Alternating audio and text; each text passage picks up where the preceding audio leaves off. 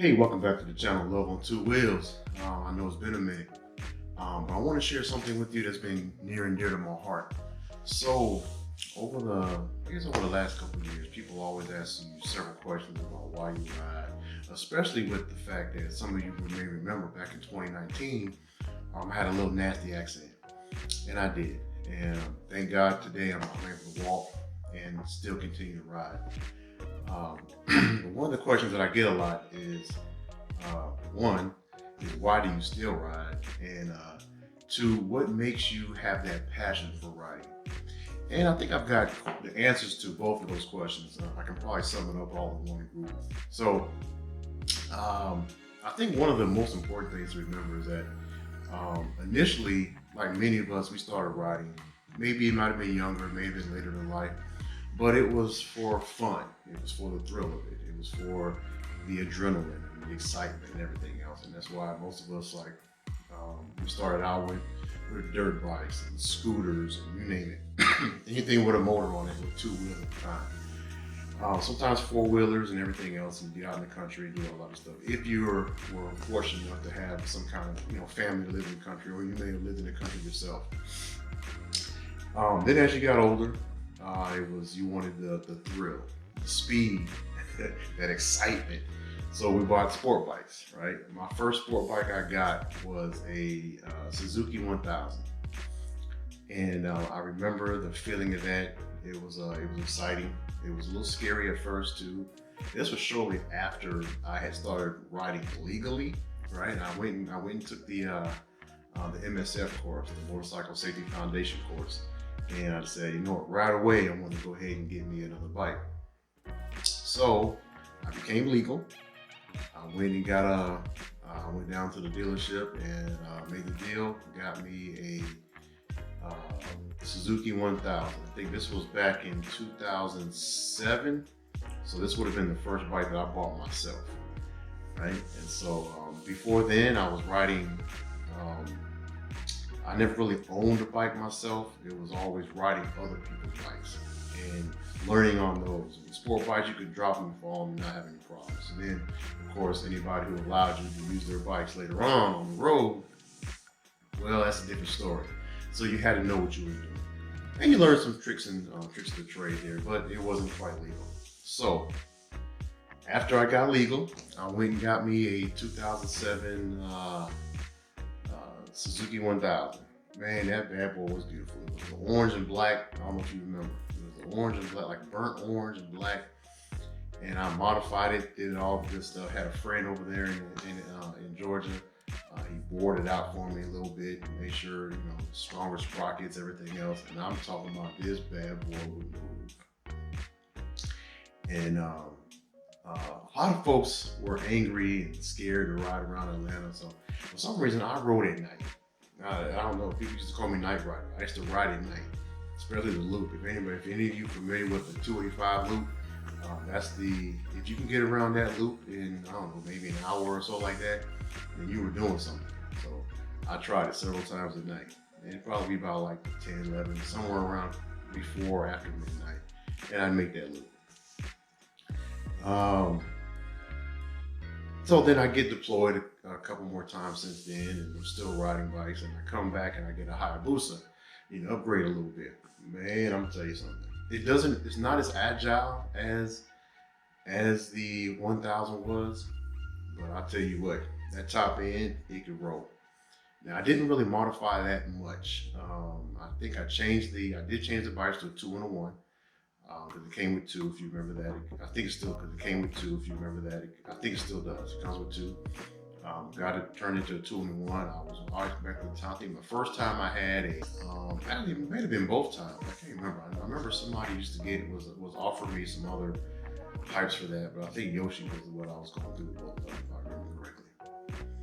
Well, anyway, you get older, and again, all those other time, I'm back and forth. I was in and out of the military. I went active duty, then I went into reserves, and went back to reserves, and I continued to be deployed, like a lot. And so then it became you started thinking about this. You don't necessarily want to ride just for fun anymore. Yeah, you still want that adrenaline rush. You still want to have fun. Then it became down to you ride because you can be at peace, right? Now, so I think the answer to the question of why I ride today is it's therapy. And I'm sure many of you can relate to this, right? Especially if you're in the military. And but it's not just related to the military. You don't always have had to have been at war.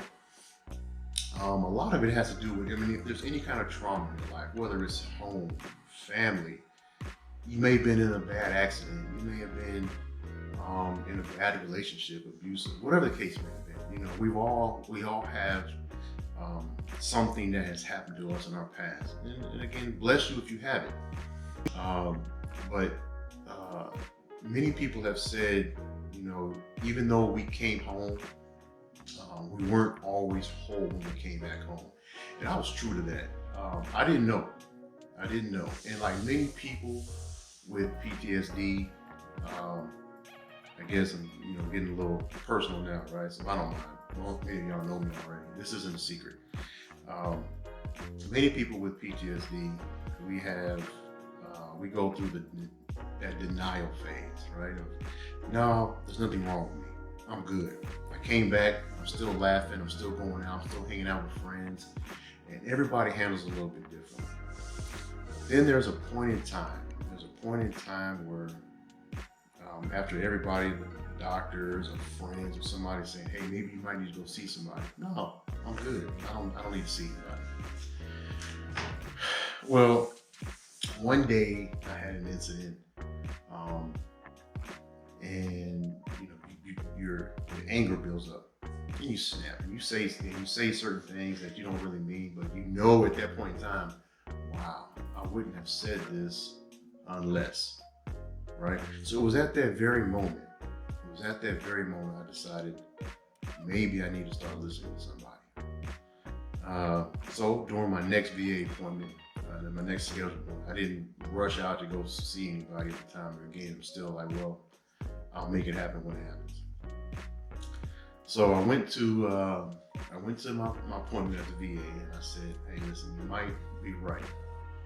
What do I need to do to get the process started? Maybe I need to go talk to somebody. So I decided to go talk to somebody, and it's always hard. You're always pent up. You don't really want to give a whole bunch of information and be vulnerable with that. But then you realize after, 4 or 5 sessions, you start, relaxing, letting your shoulders down, not having such a crick in your neck, and not looking with that mean look on your face, giving one-word answers. Again, I'm sure many of you can understand this, right? So moving forward,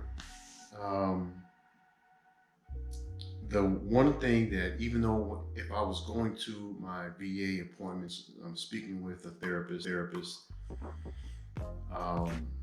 she asked me specifically, what do you do to relax? Well, I talk with friends, we make jokes.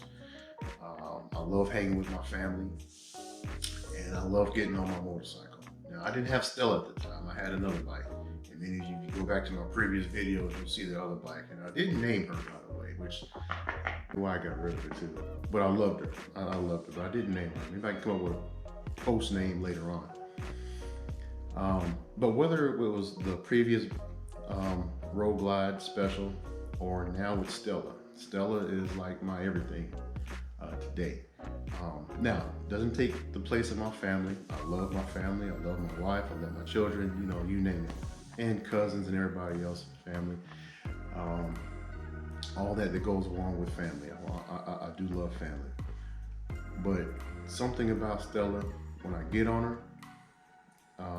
there's peace, right? And many of you guys can understand this, is that there's something about riding safely, riding with all your gear, and whether you're riding by yourself, you can be riding by yourself and just going to state lines. And sometimes I go to state lines just to get lottery tickets. Sometimes I cross state lines just because.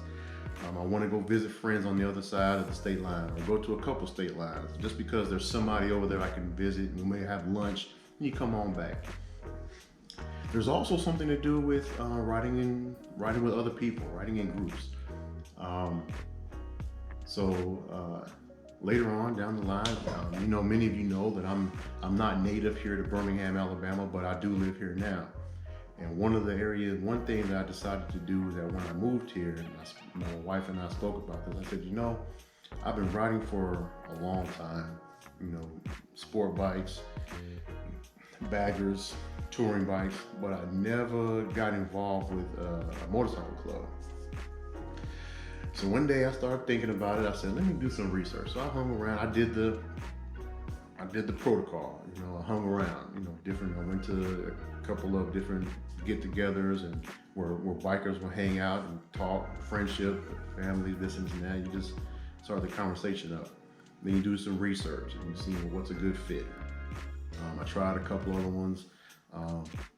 All of them seemed to have something, a piece of here, a piece there, that I was interested in. Then I found a group that spoke to me, right? There was just something about it. And that feeling. It doesn't matter what organization you get into, whether it's social organizations, even political organizations, fraternities, all of that. Anytime you get involved with something, you know if it's for you, right? And then what you want to put into it and what you feel like you might want to get out of it. So I did that. And I got with Rare Breed, and even before then I would ride with other friends, but there's something about riding with others who share the same, you share a common goal. You want to get on the road, you want to meet other people, you want to see other sites around the United States or wherever. And so all of that to me is therapy, believe it or not. All of that is therapy. When I get on Stella, I realize, Stella really is just like another woman. It's just like your wife. If you don't treat her right, she won't love you the same way. And I mean by, taking care of maintenance and everything else, making sure she's clean. I think I came back from a ride, so she's not clean at the moment, but she will. She's usually clean. She's usually spotless. But I'm gonna make sure she gets taken care of. But she does take care of me. And it's just like anything else. You get out of what you put into it. And I promise you, there's something about me whenever I get so much out of putting my gear on, whether it's in the summer or the winter. And I do have another video coming out about how you prepare for the winter, so stay tuned for that as well. There's something about when I get on Stella, and everybody knows her. Everybody knows her, not just because of the color that she is, and she does stand out. Does not matter where you go to, she does stand out. So understand this. When you see Stella, you understand that Freeze will be there. And when I get there, I'm calm and I'm at peace. The reason why is because I rode several hours in my thoughts with maybe a little music in my ear. Maybe I made a phone call or two to say, hey, what's going on? Hey, I'm safe. And by the time I get to my destination, I'm at peace. So, if you have any other questions about that, please leave your comments down below.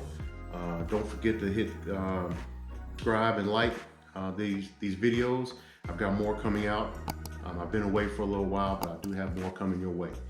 And again, stay tuned for how to winterize and be prepared for the winter, because it's cold. And down here in the South, we ride all the time. We don't have a non-riding season. We do catch up with other people throughout the season and whatnot. Now, we may not go above the Mason-Dixon line or any place that's going to be snowing. Some folks ride in the snow. I don't. I'm not gonna lie to you. I'll ride in the cold. I'll ride in the heat. I'll ride in the rain. I won't ride in the snow. I won't ride in the ice. There's something about that. I've had a bad accident before, again, back in 2019. I just choose not to. So, I hope to see you again soon. Leave your comments below. Reach out to me on IG Freeze if you want to talk to me personally. I'll be back with you as soon as possible. All right, peace.